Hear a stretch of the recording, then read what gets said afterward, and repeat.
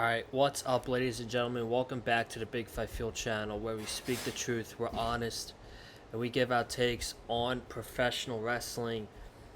It is Saturday afternoon, June 27th, 2026. This is your WWE Night of Champions review. As yes, the show just got over, and going into the main event, I really wasn't enjoying the show that much. Um, the commercials are so long. It is nauseating. And I hate bringing this up after every PLE. But it is nauseating how many commercials that we get on these shows every month. I actually sit here and track like the amount of commercial time we get in between matches. Like 20 minutes in between matches, I feel like is crazy. Um, but I was gonna come on here before the main event came on. I was already scripting like how I'm gonna approach the beginning of this review, and then I watched the main event, and it was a good match. It was good. It was nothing crazy. It was a typical triple threat match. They're hitting their big moves, right? Sammy's hitting the haluva, Cody's hitting the crossroads, Gunther's hitting the power bomb. He's putting his sleeper holds in. But the ending result was Sami Zayn won the WWE Championship. And I'm sorry, I did not think that was going to happen, but I'm literally so happy that it did happen. Not only did WWE need that change, but SmackDown needed that change. And now, SmackDown will go to 2 hours, starting on Friday. Or basically Monday, because they are doing a taping this week.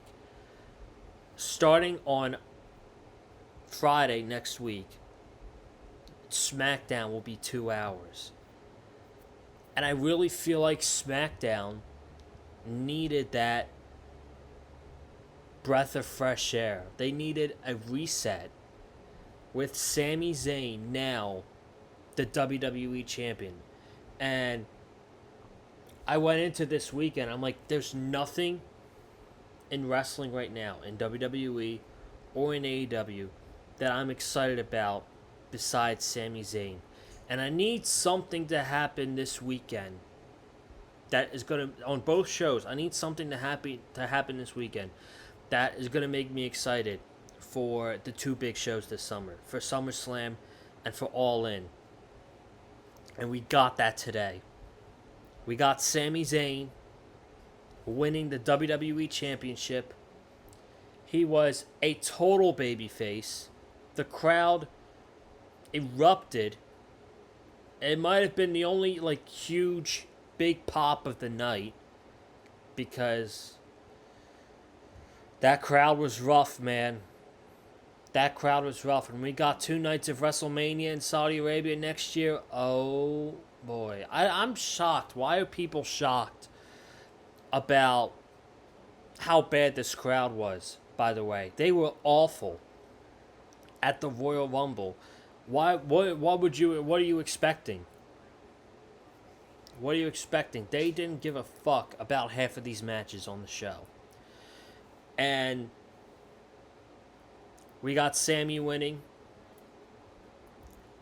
And we got Obafemi winning the King of the Ring tournament. That's the other big thing that happened on the show. Obafemi defeated Jey Uso in the opening match of this show, and Obafemi is the 2026 King of the Ring winner. Whew! We can all breathe now. We can breathe. But we are going to talk about it all. Honestly, before the main event, like was really down on this show, and then after that main event happened, I thought this was a good show, man. I thought it was a good show. I enjoyed it. Um,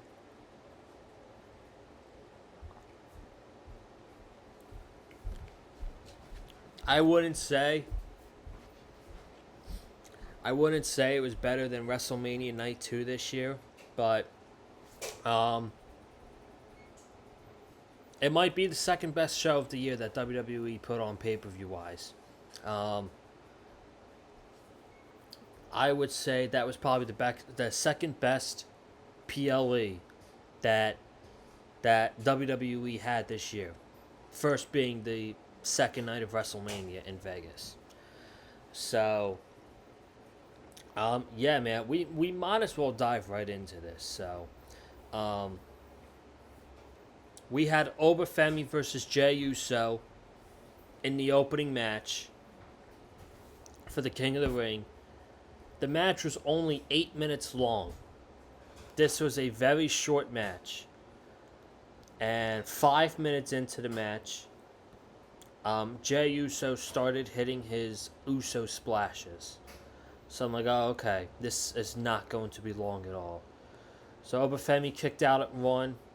Or I actually thought Jey Uso was going to win.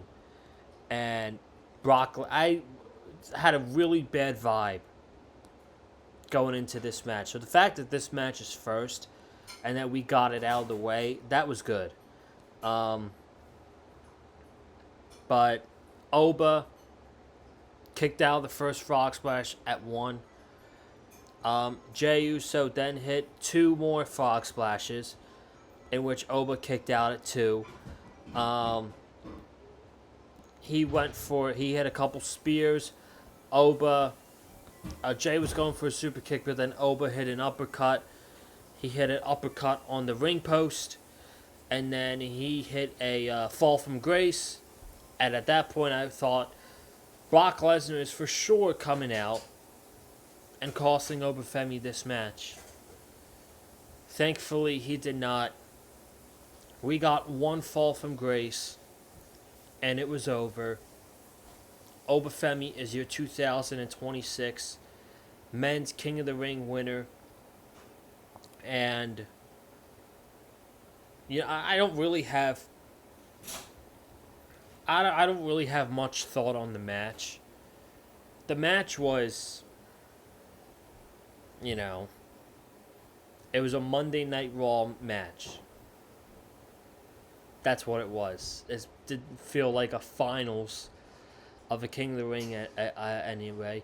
It was a very basic formulaic match, and at the end of the day, to me, this match wasn't going to be about based on how the match was. It was going to be if WWE was able to stick the landing and not crash the airplane with Jey Uso winning this. Because if Jey Uso won this match, the backlash online, the outrage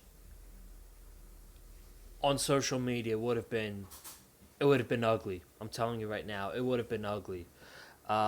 So Obafemi won, and he cut a promo after the match after Nick Aldis handed him the crown, and Oba will now challenge either Roman Reigns or Sami Zayn at SummerSlam, and I'm pretty sure he's going to make his choice on Monday night. And I will be there, by the way. Monday night in Atlantic City at the Boardwalk Hall. Atlantic City's like 40 minutes from me. So it's not a bad drive at all. It's a pretty good drive. And I'm very excited. I've never been to a WWE double taping before. So I'm very curious to see how it's done. Raw's at 6 on Monday night. 6 o'clock start time for Monday Night Raw. I recently just went to an AEW taping. It was Dynamite and Collision. They did on the same night live and the crowd was exhausted by the time Collision started. So I'm very much looking forward to um, Raw on Monday, and I will be in Atlantic City. I will be at the Boardwalk Hall. Um, and for just any advice for anybody that goes to a wrestling show, you know, the way to do it nowadays is you get the tickets the day before. Because with how outpriced WWE is outpricing their fans, tickets are very expensive nowadays. Like, leading up to this week, the cheapest ticket for Raw in AC this week was about $96. That's a hot ticket. And then this week, granted, I don't have a ticket yet, but this week, you look at Ticketmaster, the cheapest ticket is $60. That's how you win, folks. You gotta wait. You gotta wait until they dim, and then you capitalize. But I will be at Raw, and they're typing SmackDown on Monday too. So, but I'm only gonna vlog for Raw on Monday, and I'll do my own separate vlog for SmackDown, just because I don't want to spoil any results that happen or SmackDown or anything. So yeah, I'm looking forward to it.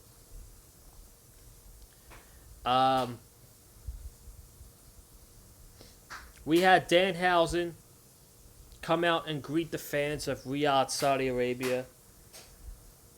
And Liv Morgan came out getting ready for her Queen of the Ring final. And she said that Danhausen owed the Judgment Day lots of money. And I'm like, from what? What did this guy do to the Judgment Day? He's on SmackDown. And, excuse me. And, he said, I don't have no idea what you're talking about.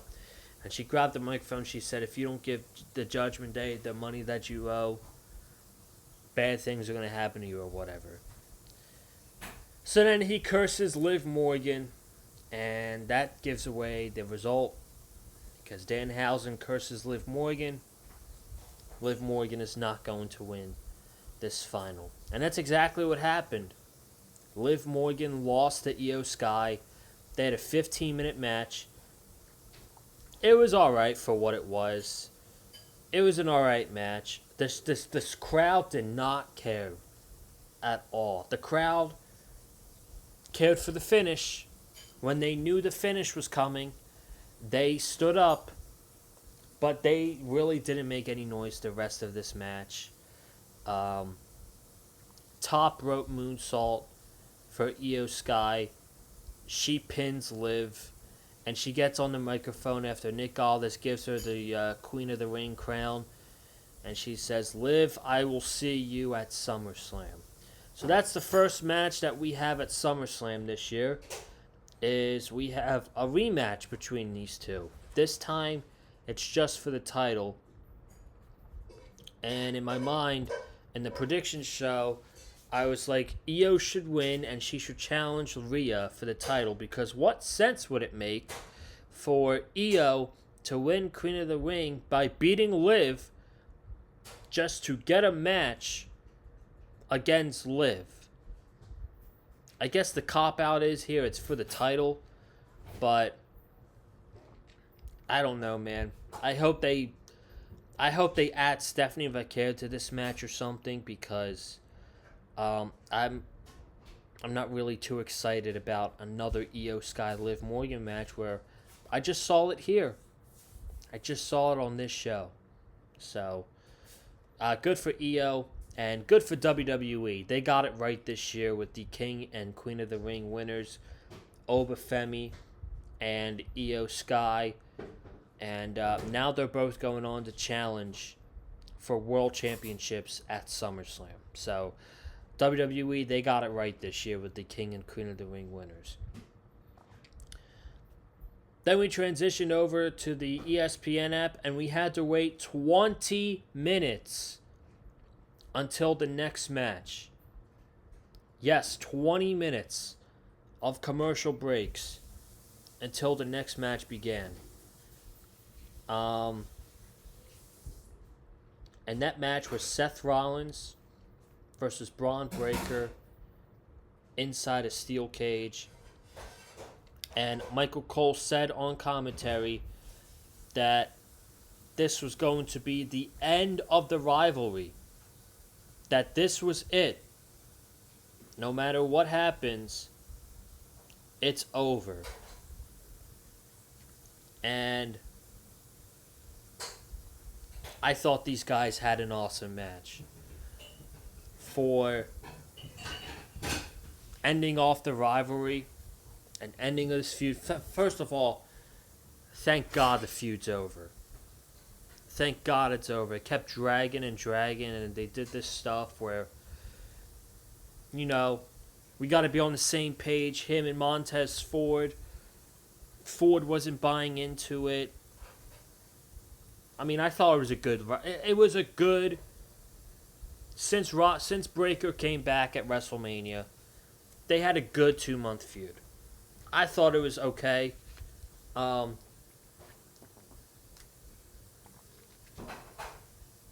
then it all came crashing down for the Vision like it was meant to be. They lost the tag team titles to the Street Profits on Monday. Braun Breaker loses this steel cage match. So everything came back to haunt the Vision. And Seth Rollins winning this match, I'm not mad at. I just hope they follow up something nice for Braun Breaker. I hope that they just go into this clueless. Oh, we don't know what to do with Braun Breaker now. That would suck. That would really suck. So, both guys are making their entrances, and they're both grabbing weapons. Seth grabs kendo sticks, chairs, 2 tables. Braun Breaker grabs kendo sticks. Braun Breaker grabs a chair. He grabs a trash can. The typical weapons that you would see in a WWE non-singles match. In just a straight up like a street fight kind of thing or whatever. So we got kendo sticks, we got chairs, we got tables, we got trash cans in there. Breaker, there's a pile of chairs laying on the on the ring canvas. Braun hits the Frankensteiner to Seth Rollins, who lands on top of those chairs, which looked pretty sick. Seth kicked out at 2. Braun Breaker was then going for the top rope, and this was when a table was set up. Seth set up the table, and Braun Breaker took advantage. Braun Breaker laid him on the table, and they're both fighting on the top rope. This was probably the spot of the match. Braun Breaker's on top of the cage, while Seth Rollins has him in a suplex position. And Braun Breaker falls from the top of the cage, and he gets suplexed through a table, and he's got blood. He's bleeding from, his eye area. So we did see color in this match, which, not a lot, but I like that. There should have been blood in this match, because this has been going on for a long time. This is the culmination of the rivalry, so there should have been blood, and I like that there was blood. Then we get Braun. This is basically the end of the match. He hit the spear on Seth, and Seth kicked out, and he even did the running of the ropes, taking his time and then spearing Seth. They had you thinking that match was over. And Seth kicked out, and then there's a table set up in the corner of the ring, And Braun Breaker goes to spear Seth through the table. Seth moves. Braun Breaker goes crashing through the table. Seth hits a pedigree on the Braun Breaker. He then goes for the curb stomp. And Braun kicked out. To many people's surprise. Braun kicked out. And then Seth goes for it again.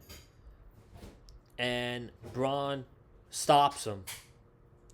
It looked like he was going to have sympathy for Braun a little bit.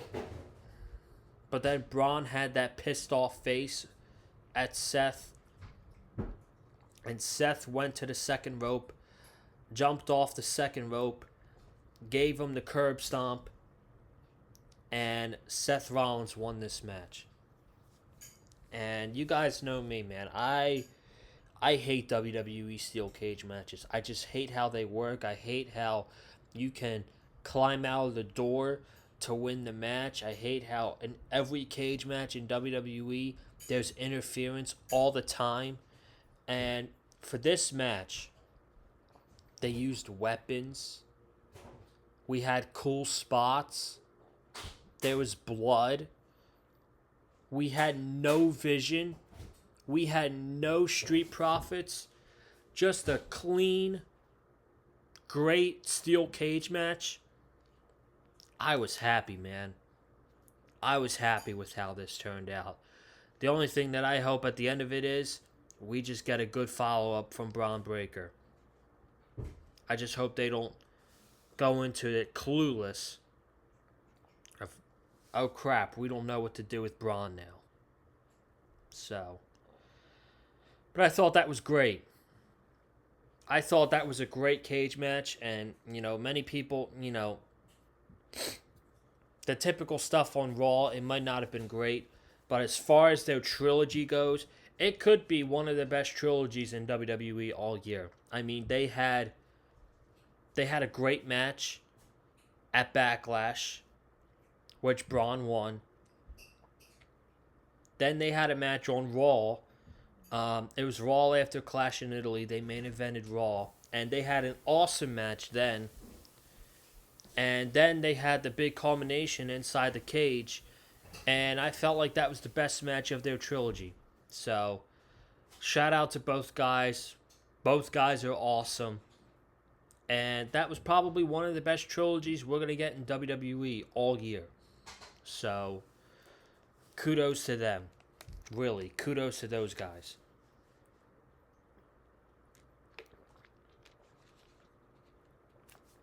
And then, back to back, we no doubtably got the weakest parts of the entire show. Ricky Saints versus Trick Williams for the United States Championship. No hate to these guys at all. Love Trick. Ricky's alright. They had 10 minutes. You watch this match and you question yourself, is this show at a stadium or is this show at a library? Because the crowd in Riyadh made it seem like this was in a library.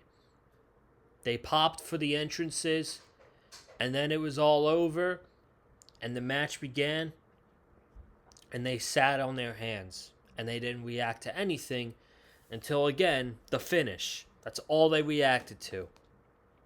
There was no shot that Ricky was going to win this match. It was a typical heel gets 80% of offense in the match, which is literally what it was. Ricky had the offense for about 80% of this match. Slipped up one time. Trick hit the trick shot. Retained the title. Then after the match, Ricky stood up like a sore loser. Little Yachty hit him with the kendo stick. Hit Ricky Saints with the people's elbow. So they embarrassed Ricky Saints on this show. Nice. How long is it going to take until we put him in the Rusev, Andrade, Rey Fenix category of talent that come over from from AEW and don't get utilized well in WWE? Only time will tell, man. And then Jade Cargill versus Tiffany Stratton. This was worse. They didn't really react to anything. They didn't react to the entrances. The match was 8 minutes. It wasn't good. And half of this match was interference. Half the match was interference on the outside. Meechin and B-Fab were there. Chelsea Green came up from under the ring. Hit both of them with kendo sticks. They took down Chelsea. Jade gave her the big boot. She looked at the U.S. title. She's about to hit Tiffany with the U.S. title. Charlotte's right there. Snatches the belt away from her. Clobbers Jade over the head with it. And Tiffany Stratton retains the United States Championship. Exactly how we all thought it was going to be. Bad match. Charlotte's going to cost Jade. And now we're heading towards Charlotte versus Jade. I would assume at SummerSlam. And then we had to waste another 20 minutes.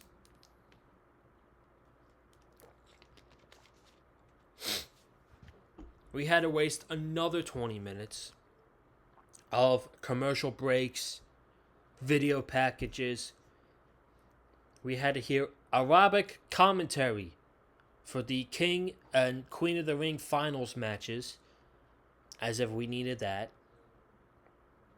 And then including entrances and introductions.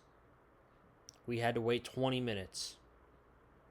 Not as bad as past shows, but I think last time we had to wait like 40 minutes between the end of Sol Ruca and Becky Lynch to the Tribal Combat. I think we had to wait like 40 minutes, which is just absolutely absurd.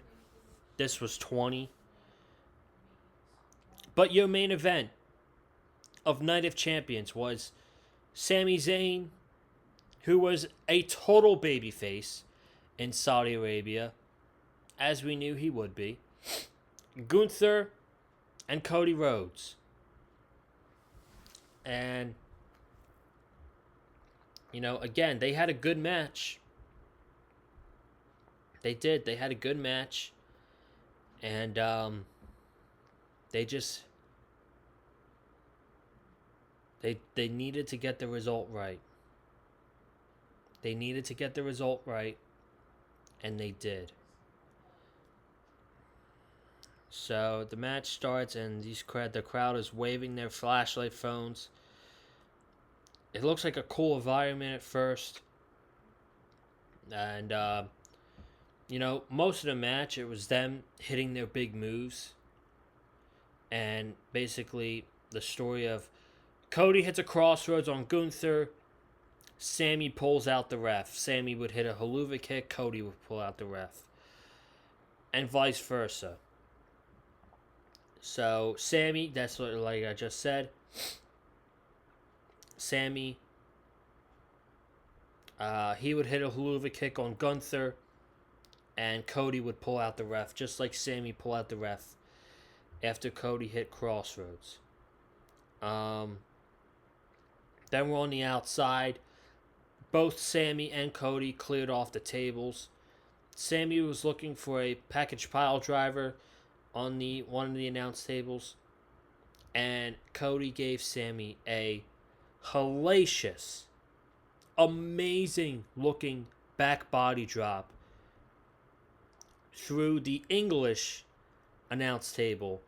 And then Gunther would come up from behind and he would powerbomb Cody through the Arabic announce table. And he would drag him back in the ring, powerbomb him. Cody kicked out.